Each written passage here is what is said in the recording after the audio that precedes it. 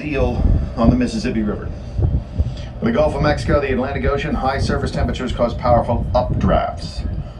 These updrafts are low pressure zones. The higher pressure surrounding air starts spiraling inward to fill it. These are called tropical depressions. Until they intensify beyond a certain point, they become tropical storms, and they are given names. On Wednesday, August 24th, 2005, a tropical depression in the Atlantic Ocean intensified into a tropical storm. It was given the name Katrina.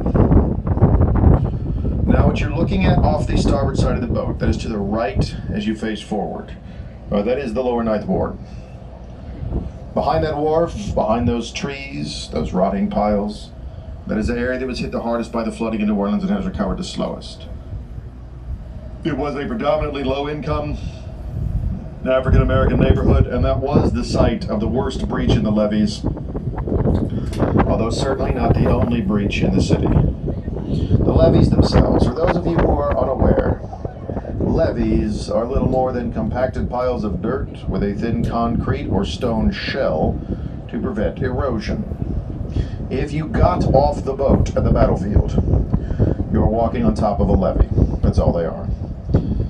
There's a large building of shredded tarps on the roof. You cannot see it at the moment. You will in just a few minutes, and I'll point it out then. For now, that was a high school, Holy Cross High School. It has since been abandoned. They have chosen not to rebuild it or repair it. The blue tarps themselves are remnants of essentially the only thing that FEMA did correctly. FEMA, for you international visitors, is the Federal Emergency Management Agency. And the story behind the blue tarps is simple. After the storm, the damage to the roofs of New Orleans was so widespread and ubiquitous that it was going to take many, many years to repair them all. In the meantime, heavily damaged roofs would allow huge amounts of rainwater inside the buildings themselves. This would rot out the internal structures, making them uninhabitable and condemned, rather than simply in need of a repaired roof. To prevent this from happening, FEMA distributed blue tarps all across the city. It was very effective. It prevented the situation from becoming even worse than it was. There was a time in New Orleans when those blue tarps were on almost every single block. On many, many blocks, they were on every building. Now, years later, the repairs to the city have progressed to the point where there are no more blue tarps in New Orleans. Not from FEMA, not covering up Katrina damage. Holy Cross is the last one. It is the last Katrina damaged roof that still has some remnants of those blue FEMA tarps. Totally shredded by the wind, awaiting repair. It stands on the side of the river as an anachronism, something out of its own time. Holy Cross is an unintentional monument to the way things were after the storm. And again, you cannot see it at the moment. You will in just a few minutes, and I'll point it out then. The waterway just past Holy Cross is the Industrial Canal. That is a shortcut to the Gulf of Mexico, once used by international shipping. And that was the site of the worst breach in the levees, although again, certainly not the only breach in the city. And that will be the last physical thing that I will be pointing out, with the exception, of course, of Holy Cross, once it actually comes into view. On Saturday, August 27th, Katrina becomes a Category 3 storm. All of the models indicate that it would continue to gain considerable strength and then strike at or near New Orleans. So, at 9 o'clock in the morning on Saturday, a voluntary evacuation order was issued. You should leave, but you don't have to. Along with the following morning, areas affected by the storm will remain uninhabitable for weeks, perhaps longer. At least one half of all well-built structures will suffer roof or wall failure. Persons, pets, and livestock exposed to the wind will face certain death if struck. Airborne disease will be widespread. Water shortages will make human suffering unimaginable by modern standards. That night, after midnight, Katrina becomes a Category 4 storm. By 7 a.m. Sunday morning, it is a Category 5 hurricane with sustained winds in excess of 160 miles per hour and gusting well over 200. For you international visitors, 160 miles per hour is approximately equal to 260 kilometers per hour. So, at 9 o'clock in the morning on Sunday, a mandatory evacuation order was issued. Non-optional. You must leave. This was the first of its kind in 140 years. The last time a major American city had been issued a mandatory evacuation order. It was Atlanta, Georgia, during the Civil War. Approximately 1.2 million people left southern Louisiana and New Orleans. About 100,000 stayed. Some stayed because they had nowhere else to go. Some stayed because they had no way to get anywhere else. Many stayed because they were simply stubborn and they just refused to leave. My aunt and uncle were two of the stubborn ones. They could have left New Orleans, they simply refused to do so. Many of those that did not have a way to get out of the city were covered by the mandatory evacuation plan, which activated school buses and city buses to help take the people out. Unfortunately, the voluntary evacuation order issued 24 hours before had released all city employees, so the bus drivers had left with their families. When called up to service under the mandatory evacuation plan, they were hundreds of miles away. The buses remained empty and unused here in the city. Approximately 10,000 people went to the shelter of last resort. They went to the Superdome, where there was food and water for those 10,000. This was provided by FEMA and was intended to last for 2 days. And 250 Reserve National Guard troops were activated. Out of the thousands available, the governor activated 250. They were placed under the command of a man that had just graduated from law school. He joined the National Guard as an attorney. He was given an officer's rank commensurate with his new position, as is tradition. As the highest ranking officer in the Superdome, he was placed in command, having never led men on or off the field.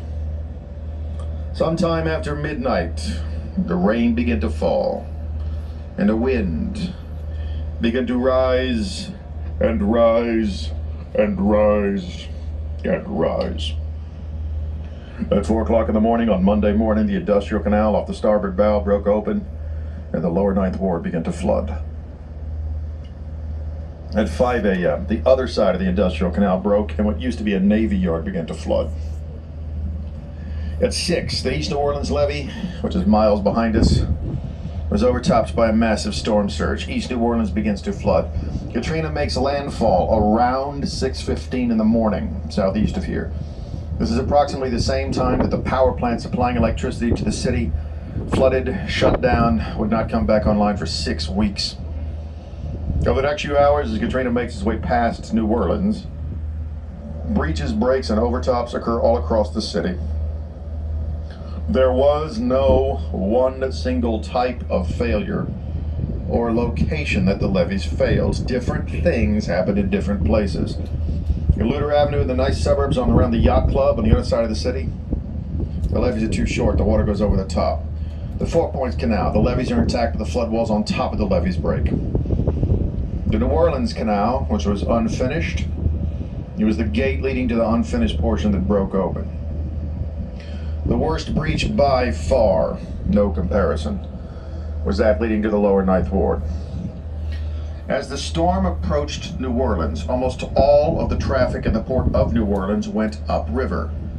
All of the barges, the push boats, the container ships, the pleasure craft, they all went upriver ahead of the storm. Almost all. At least one barge was left in the city. It was left in the industrial canal. When the winds began to rise and the waves began to rock, it broke free of its lines. And hundreds of thousands of people hundreds of thousands of pounds of metal began slamming like a battering ram against the dirt pile and the 1 inch of concrete protecting the lower Ninth Ward. The barge punches through. The water begins to rush inward. The inrushing water further erodes the breach, widening it. By the time the erosion had finished, that break in the levees was 400 feet long.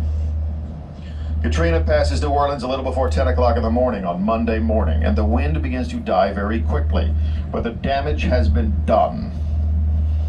In 1.5 dozen places across the city, the levee systems have failed in some way. The wind is dying, but the water is rising.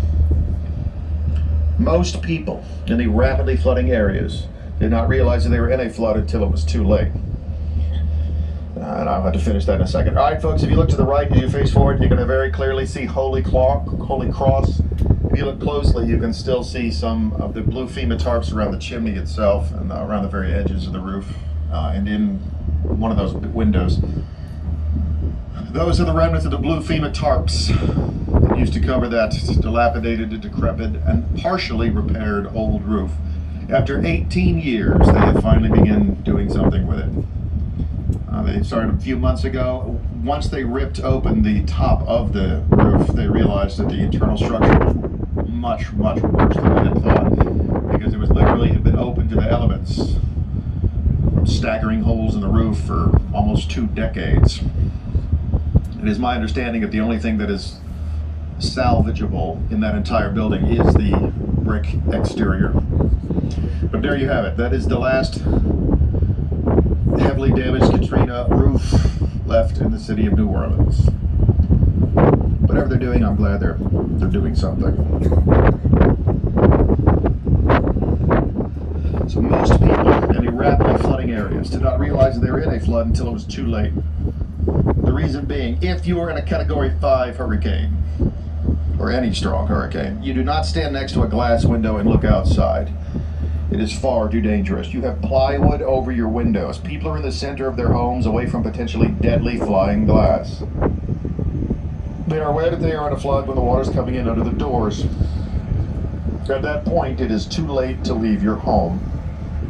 New Orleans houses are almost all raised, especially in the low-lying areas. By the time the water's coming in under the doors, it is at least 2 feet deep outside.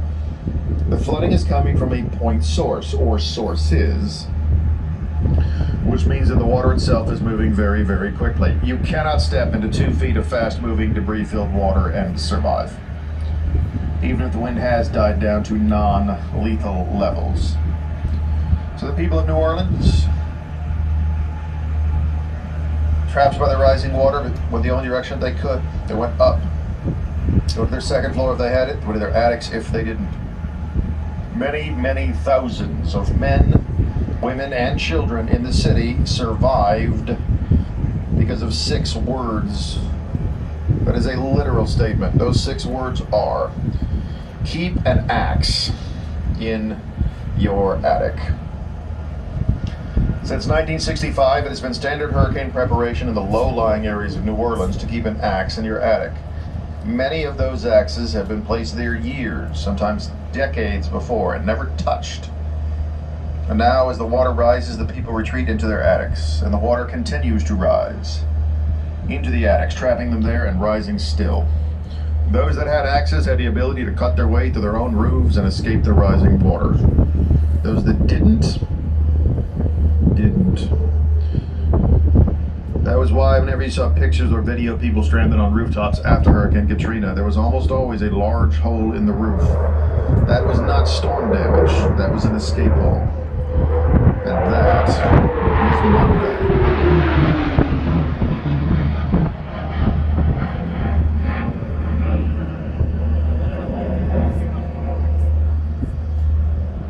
On Tuesday, the first federal responders showed up. The Coast Guard. They came in big helicopters and little boats. They lowered harnesses for the men and the women and baskets for the children. They took people off of rooftops and off of balconies and onto dry land. The other group of rescuers were the locals themselves. They were nicknamed the Cajun Navy. They came out in their own little boats, and rowboats and skiffs, kayaks and canoes and makeshift raft, anything that would float. And they waited and they rowed into water that was still rising, into water that would continue to rise until the middle of the day on Wednesday, when 80% of Orleans Parish would be underwater. And they too took people off of rooftops and off of balconies and onto dry land. But where would you take them? New Orleans is surrounded by water. To the south, there is nothing but swamps. You cannot go east. The bridges are heavily damaged and totally impassable. To the north are the massive lakes and the one bridge across, the causeway. If you have a vehicle that can drive through deep water, you can get out that way. If you don't, or your vehicle is underwater, to cross the causeway is a 24-mile walk. 24 miles of baking concrete in the August sun with no shelter, no shade, no water. To the west is Baton Rouge. The highways and the bridges leading directly out of the city towards Baton Rouge were totally washed over. Again, if you had a vehicle, maybe you could find your way on the West Bank, on the opposite shore. Without a vehicle to get to Baton Rouge on the West Bank at this point was an 80-mile maze. 80 miles of small roads, overflowing rivers and swamps, downs, trees, and bridges that may or may not still be there. So the people of New Orleans went to the shelter of last resort. They went, or they were taken to, the Superdome. 40,000 people went, where there was food and water for 10,000, where there was no electricity and there was no running water. No running water does not just mean that you are going to be thirsty. It means there are no toilets for 40,000 people. Things got very bad very quickly. Another 10,000 went to the convention center as overflow, where conditions were similar, although they were not quite as bad. On Tuesday, martial law was declared and the looting began. Across the city, on an aggregate scale, much of what was taken was simply food and water. This is because, under the terms of martial law, you are authorized to take survival materials. That means food, water, diapers. My uncle was actually involved with a police station, emptying out a grocery store completely, taking everything to the Superdome. He only made one trip himself because the rumor had already begun to spread, which he later confirmed. Do not go to the Superdome. The National Guard will not let you leave. In response to the chaos and the violence that was now spreading to the city, the National Guard, far too outmanned to impose order in the streets, chose to lock down their own purview. They would not allow the people to leave. They believed, incorrectly, that a large-scale evacuation was imminent, and operating under that belief, they surmised that it would be easiest to get the people out from a centralized location, so they locked it down. And chaos was spreading through the city. Make no mistake about it, not everything that was taken was food and water. The burglaries and the robberies began as soon as the wind died down. Clothing stores broken into, shoe stores, liquor stores, jewelry stores, pawn shops, electronics stores. There was a Walmart that was completely cleaned out. Burglaries of homes began in the areas that were still dry. Fires began, sometimes set deliberately. Oakwood Mall was looted out of the bones and the entire structure set on fire, and violence spread through the city as well as gang members, criminals with guns, driven out of their neighborhoods by the rising water, began shooting at each other in the streets, shooting at homeowners trying to protect their houses, shooting at my uncle as he tried to protect his, and even shooting at the helicopters as the Coast Guard still searched for survivors. The country, the world watched in horror on Tuesday as New Orleans descended into madness. By the end of the day, it resembled nothing so much as a post-apocalyptic wasteland with roving, violent, heavily armed gangs of looters. Water still rising, fires raging unchecked and unfought across the city. By nightfall, the only lights in New Orleans that could be seen were those fires, flashes of gunfire, and spotlights in the dark as the Coast Guard still searched. That was Tuesday. On Wednesday, across the country, hundreds of police officers, firefighters, doctors, nurses, EMT personnel, and veterans volunteered to come to New Orleans and help out in any way that they could. All they needed was a way to get into the city. And a federal emergency management agency answered the call. They gathered up volunteers from all across this country, and they brought them to Atlanta, Georgia, for a 2-day training conference where they would cover such subjects as diversity hiring policies, sexual harassment, how to use the FEMA paperwork system, and of course the long and glorious history of the Federal Emergency Management Agency. And there they would stay for the next 2 days. Across the country on Wednesday, other help began heading towards the city, more official help. As National Guard units from as far away as California, New York, began heading towards New Orleans. From California, they came in planes. From Texas, Oklahoma, Kansas, the closer states, they came in trucks. But the same thing happened to all of them. As they approached Louisiana, Governor Kathleen Blanco informed them that they were not needed, they were not necessary, and they did not have permission to enter the state of Louisiana because she did not want to reimburse their expenditures. and she did not fully realize just how bad things had got. She turned them away. They went home. Some of them went home. The Colorado National Guard is already flying over the state of Oklahoma. They received new orders to go around Louisiana, down to the southern part of the state of Mississippi, where the eye of the storm had passed. They did so, and they began helping out in any way that they could. The Texas National Guard had almost been fully and completely mobilized, and the governor of Texas told them, do not return to your bases. Instead, he sent them east of the city of Houston, right on the border between Texas and Louisiana. They began stacking up and awaiting permission to enter the state. They were soon joined by the California National Guard, who, rather than turning around and flying all the way back to California, landed in Texas, began waiting with the Texans, while Governor Schwarzenegger pushed both publicly and privately for permission to enter the state. Here in the city, the Louisiana Reserve National Guard, still only 250 strong, began to evacuate one of the hospitals, Memorial Hospital. They organized the doctors, the nurses, and the patients. But as they began exiting the building, gunshots were heard somewhere in the neighborhood around the hospital itself. The National Guard did not attempt to locate the gunman. They did not attempt to form a defensive perimeter. They simply got in their trucks and they drove away. The doctors, the nurses, and the patients went back into the hospital where there was no running water and the generators were failing. Memorial Hospital, the Memorial Health Centers were not evacuated. As a U.S. Army veteran, I find that not just unconscionable and cowardly, I think it should be worthy of court-martial. The National Guard then sent 3 busloads of people across the Mississippi River Bridge, because by Wednesday, the water has now finally stopped rising, and a way out of the city was found in the West Bank. Take the main bridge across the river. Once you cross the river, you turn right. Take small roads 30 miles up. You have to wind your way. There's rural areas and some overflowing swamps, but you can make it. There's another bridge 30 miles away. Take that one back across the river. If you have taken the correct bridge, you have now bypassed the washed out portions of the highways without entering the overflowing swamp. The correct bridge will put you onto Interstate 10. From there, it is a straight, clean, and unobstructed shot all the way to Baton Rouge. This is on a raised highway through an absolutely massive swamp. You cannot get off the highway until you get to Baton Rouge. But once you get there, you can go anywhere in the country. But when they reached the end of that very first bridge, right over there, they had to pass through a township called Gretna.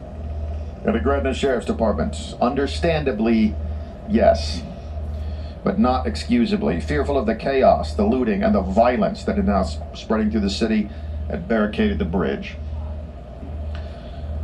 As they approached the barricade, this is 2 busloads of tourists that did not find a way to New Orleans in time, and 1 busload of residents, the elderly from Toro Hospital first. As they approached the barricade with the National Guard, the Sheriff's Department pulled out their weapons and began firing over their heads, turning them back to the city. The way is shut. And that was Wednesday. On Thursday, Canada arrives. The Royal Canadian Mounted Police put together a convoy of trucks with massive wheels that could drive through anything. They loaded these trucks with food and water, and then, in order to avoid bureaucratic red tape, they did not tell their superiors in Ottawa what they were planning to do. They did not ask the United States permission. They certainly didn't let the governor know they were coming. The Canadians crossed the international border illegally. They drove south for 2 days. They arrived in New Orleans in the pre-dawn hours of Thursday with no fanfare, no advance notice. No one had any idea they were even on their way till they were already here. They drove in through the north, across the causeway, because if you have a military-grade truck with 4-foot wheels, you could drive in and out that way, no problem. The Canadians began distributing food and water to anyone that needed it. This was greatly appreciated, and it was desperately needed. But in the end, it was drops in the bucket. On Thursday, FEMA Director Michael Brown gives an interview where he tries to defend the fact that it took 36 hours to get a massive airdrop of food and water to Indonesia after the tsunami several months before. The same has not been done for New Orleans after 4 days. Michael Brown says they're doing what they can, but they are being overwhelmed. They are feeding thousands of people a day, but they are running out of resources. He says that he has only that morning learned of the 10,000 people in the convention center, and he will try to have food and water sent to them. Soledad O'Brien responds, "How can that possibly be true? My 23-year-old intern sitting behind a desk in New York City knows more about the situation on the ground in New Orleans than you do. And your people had been there for 5 days. We've been reporting this story for 5 days. FEMA has been in the city since before the storm. You were the ones that set up the Superdome in the first place. How is it possible that you only this morning learned of the 10,000 people in the convention center? This is your job, sir. They are waiting for you." He responds, and I quote, "I'm very busy and I don't watch the news." Michael Brown's experience before being appointed to run the entire Federal Emergency Management Administration was to breed Arabian horses and organize press events for a lobbying association. At the end of the day, on Thursday, the now disgraced and just recently released from a 10-year prison sentence on federal corruption charges, Mayor Ray Nagin goes on national television and he begins to cry. "Where are you? We are dying. We need help." That was Thursday. On Friday, help arrives. Help arrives in the form of the 82nd Airborne Division, mobilized out of Fort Bragg, North Carolina. They are placed under the command of a man named Lieutenant General, that's a 3-star, Russell Honore. A native of southern Louisiana, General Honore understood the people and the terrain. And much, much more important, how hurricanes affect terrain. 6 foot tall and skinny. Because of his distinctive drawl when he spoke, a slight swagger when he walked, and a cigar that never seemed to leave his mouth, he was nicknamed the Black John Wayne. They said of General Honore that he hit the ground in New Orleans, he started screaming, and that was the moment that things started to happen. That is absolutely not true. General Honore did not wait to get to New Orleans before he started making things happen. Before his feet left the ground in North Carolina, he had ordered convoys of food and water to begin crossing hurricane-affected areas for immediate distribution. He contacted Fort Hood in Texas, Fort Benning in Georgia, Fort Sill in Oklahoma, and he asked them to do the same thing. They do. He then contacted the Navy, and he asked them to start sending relief ships full of supplies straight up the Mississippi River. They do. He then contacted the Air Force, and he asked them to fly over the hurricane-affected terrain, provide him with high-resolution photographs, and he can start making his evacuation plans immediately. They do. He then contacted the State Department, and he asked them to contact any foreign ships in the Gulf of Mexico willing to offer supplies, manpower, or simply empty berth space to help get the people out. They do. Mexico and China respond immediately. When he's in the air, General Honore and his staff are going through pictures of the terrain provided by the Air Force to determine the routes that are available for the convoys already rolling towards the city.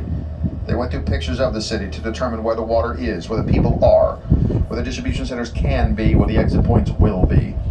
He told the Signal Corps to reestablish communications within the city, logistics boys to start purifying and distributing water as soon as they hit the ground. Then General Honore landed in New Orleans. He started screaming and things continued to happen. The 82nd Airborne hit this city hard.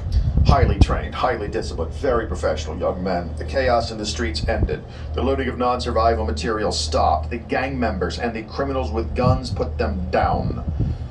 Except in a few cases where they just refused to do so, and they were put down. And a special unit was sent across the Mississippi River Bridge. And when they reached the Gretna barricade, the Sheriff's Department decided that shooting at unarmed civilians and the National Guard was one thing, but they were not going to engage in a gun battle with the United States of America's 82nd Airborne Division.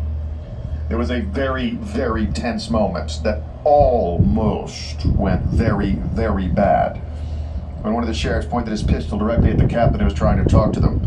And the Airborne Rangers, every single one of them a combat veteran, went from 0 to 100 miles an hour instantly. But at the end, no shots were fired. The sheriffs stood down, they lowered their weapons, they dismantled the barricade, they opened the best way out of the city. and the convoys began rolling immediately. It took General Honoré and the 82nd 24 hours to evacuate the entire convention center and the Superdome. 50,000 people. After 5 days, they did it in 1. And the people went by bus and by military trucks, by commercial flight and C-130 aircraft. They went to Washington State, to Maine, Florida, California, and every state in between.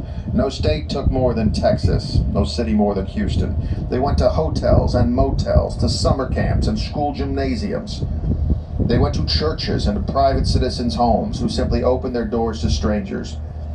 And General Honoré issued a new evacuation order. If you are not actively part of the cleanup effort, you must leave.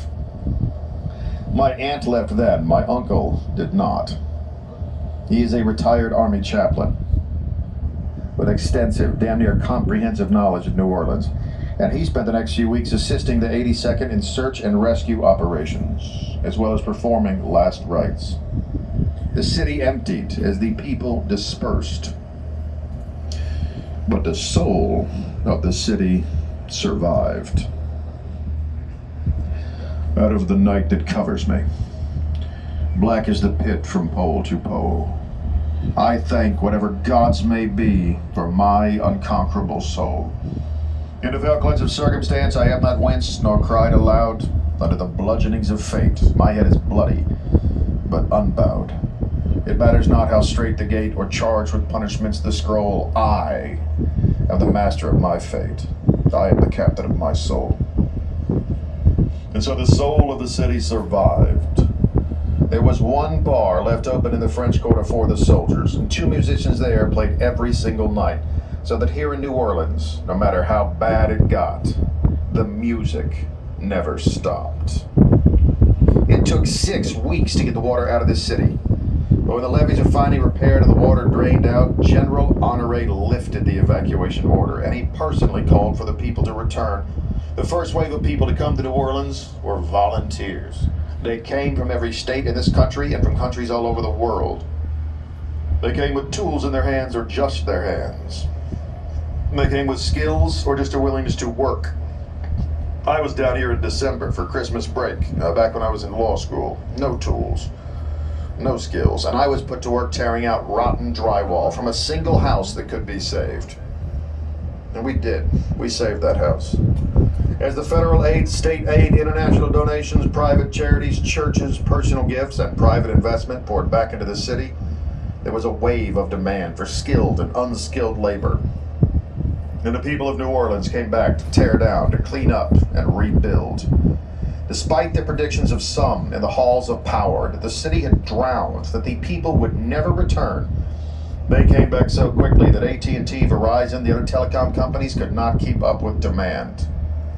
No matter how fast they put up new cell phone towers, it wasn't fast enough. The people came back faster, and then faster, and faster still.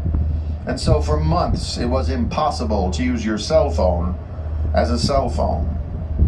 With landline service still sketchy all across the city, and not enough bandwidth for anyone to actually make a phone call, everyone in the city of New Orleans learned how to text to communicate. Everyone. Because for about 6 months, it was quite literally the only way we could do it. My 80-year-old grandparents came back to the city in November, just 2 weeks after the evacuation order was lifted.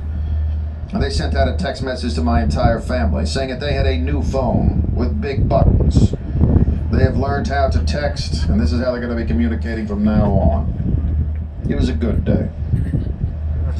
Well, it was a good day until a few hours later, when it became obvious that now that my grandparents have learned how to text, they simply were not going to stop doing it. In January, the schools reopened and the children of New Orleans returned. That spring, there was a discussion about whether or not we should even have Mardi Gras. It was decided that this city that has gone through fires and floods, disease and war, the city that was French, then Spanish, then French, then American, almost British, would not be bowed by another storm. Mardi Gras was held and the people celebrated. Later, the Superdome, fully cleaned up, repaired, and reopened, housed the NCAA football championship. And The local favorite, the LSU Tigers, won that game, becoming national champions here in the city, and the people celebrated. But that was nothing compared to what happened later, when for the first time in this city's history, the Saints went marching in and won the Super Bowl, and the city exploded. This was much more than a football game. It was a hell of a lot more than a sporting event. It was a symbol and a rallying cry. Even my, at that point, 85-year-old grandmother, who'd never really watched a football game on television in her entire life, became a half-crazy Saints fan. Now, she may not have understood all of the rules, but she painted her face for her society Super Bowl party. She never missed a game after that. Every week when the Saints would play, right up until she was 92 years old, my grandmother would put on her Drew Brees jersey, pour a very tall glass of bourbon, and yell at the television. This win after improbable win, coming from behind, beating the odds. Took a city on its knees, brought them to their feet. It was a statement that we will not go gently into the night. We are going to live on, we are going to rebuild, we are going to survive. In true New Orleans fashion, before that game was even played, we had declared a citywide holiday. Not for the day of the game, but for the day after the game. Because win or lose, we were going to have a party. And party we did. We shut down everything. Every single school in the city was released for the day. Every business that didn't serve alcohol closed their doors. We technically did not have the authority to shut down the state and federal court systems, and we did it anyway. In the short time it took to get our Saints back into this city, we'd already planned a parade, shut down the roads, opened up the warehouses, taken out the floats, and organized the marching bands. And those marching bands in this city, with its long and rich tradition of live music, are held in much greater esteem than other high schools, other areas around the country. And so it should be remembered as they march through those streets that almost every one of them, literally almost every single boy and girl, was a Katrina evacuee that had fled this city and then returned to it to play music once more in dried out streets, in victory and celebration. Out of the dark Mississippi mud, I rise. Up from a past that was purchased with blood, I rise. Bearing the gifts our ancestors gave, I rise. The city still lifts above the night, above the wind, above the wave. I rise, I rise, I rise. Well, thank you all very much for listening to me so very, very well for so very, very long. All right, ladies and gentlemen, we are rapidly reaching the end of our trip to the Chalmette battlefield. We hope you have enjoyed it. If you did, please give us a good review on Yelp, TripAdvisor, Google, whatever it is you choose to use. If you've not had enough of me yelling at you, I do have a podcast where I tell stories from history. It is called Storied History, S-T-O-R-I-E-D History. It's not focused on New Orleans. It's pretty much just whatever I find interesting. And you can get that wherever you get your podcasts. I'd like to give a few good quick tips about the city. If you'd like to learn more about Hurricane Katrina, there's an excellent museum in Jackson Square. Above that, on the second floor of the same building is a Mardi Gras museum for big dresses and sparkly things. If you have someone in your group that enjoys fashion, sequins, and tiaras, they will enjoy the Mardi Gras museum very much. The World War II museum is excellent and world-renowned. Although fair warning about the World War II museum, it is very, very large. The World War II museum is quite frankly too large to see in a single afternoon. If you would like to go, and I do think it's worth a trip, if you have a limited amount of time, what you should do is look at a list of the exhibits and then go directly to what it is you'd most like to see, rather than trying to rush the entire thing in just a few hours. It's a very good museum, just a very big museum.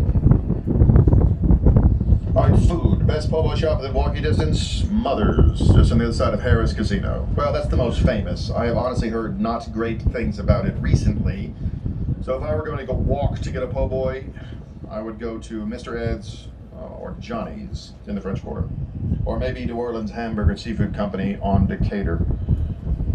If I was going to drive, I would go to Cooter Brown's or Don Lacey's. If I was going to take a streetcar, I would go to Cougar Grounds or New Orleans Hamburger Seafood Company on St. Charles. Used to take my grandmother there frequently. Other excellent places to eat around this area. Atchafalaya, just outside the Garden District. Everything they do is fantastic. Creek Green, that's one of the newer kind of fusion places outside the downtown area.